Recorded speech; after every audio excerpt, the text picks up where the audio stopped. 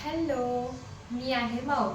चला, आज तुमच्यासोबत शेअर करते मी आमच्या खानदेशकडची वरणबट्टीची रेसिपी. चला मग बघूया.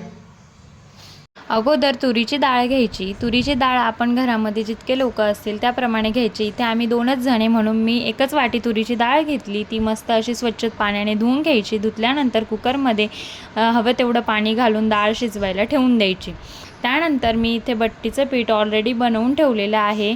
तुम्ही या ठिकाणी 2 वाटी गव्हाचं पीठ, 1 वाटी मक्याचं पीठ आणि 1 वाटी रवा असं मिक्स करून पीठ तयार करून घ्यायचं.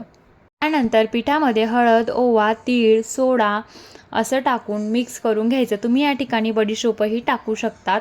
त्यानंतर साजूक तूप आणि गरजेनुसार मीठ घालून मिश्रण चांगलं एकत्रित करून घ्यायचं. त्यानंतर थोडं थोडं पाणी घालून पीठ असं व्यवस्थित भिजून घ्यायचं.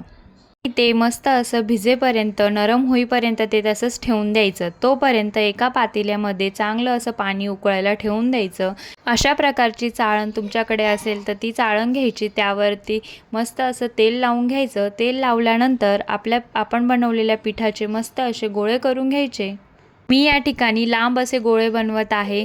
तुम्हाला जर गोळे असे लांब नसेल बनवायचे तर तुम्ही गोल गोल गोळे पण बनवू शकता, जसे आपण पोळी बनवण्यासाठी बनवतो त्या प्रकारे. मग त्यानंतर मस्त तेल लावून घ्यायचं.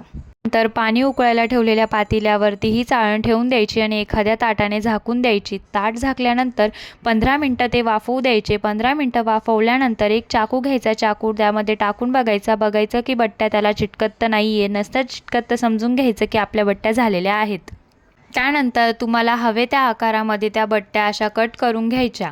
आता मला इथे हवे तसे मी त्या कट करून घेतल्या. त्यानंतर कढई घ्यायची. कढईमध्ये तेल गरम करायला ठेवायचं. तेल चांगलं कडकडीत तापल्यानंतर मस्त अशा बट्ट्या त्यामध्ये सोडून द्यायच्या. बट्ट्या अशा चांगल्या लाल होईपर्यंत त्या अशा छान मस्त तेलामध्ये खरपूस अशा तळून घ्यायच्या. तुम्हाला जर या ठिकाणी कडक बट्टी आवडत नसणार तर तुम्ही मऊही तळून घेऊ शकता. मस्त अशी नरमही ती तळता येते. म्हणजे तेलात थोडा वेळ टाकायची, त्यानंतर ती लगेचच काढून घ्यायची. इथे आम्हाला कडक बट्ट्या आवडतात त्यामुळे मी थोडं जरा जास्तच तळते. खरंच खायला खूप छान लागतात. अशा प्रकारे तुम्ही बनवून बघा. आणि इथे बघा आपल्या बट्ट्या किती छान अशा बनवून रेडी आहे. मग या ठिकाणी आता वरणाला छान अशी फोडणी देऊन घ्यायची. तुम्हाला जर फिकट वरण आवडत असेल तर तुम्ही फिकट वरणही बनवू शकता. मग तुम्हाला माझी वरणबट्टीची रेसिपी कशी वाटली मला नक्की कमेंटमध्ये कळवा. मी आता इथे माझी वरणबट्टी एन्जॉय करते. चला भेटूया नेक्स्ट ब्लॉगमध्ये. बाय.